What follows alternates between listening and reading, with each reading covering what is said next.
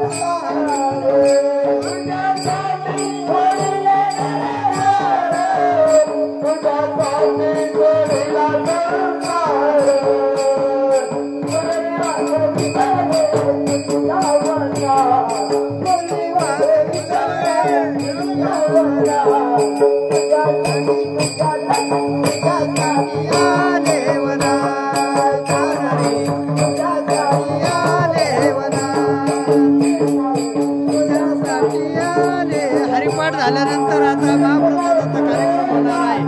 हे बा आपण आता भारी असं हे काय बनवलेलं आहे माऊली? कोणती भाजी बनवली? कोणती भाजी बनवली?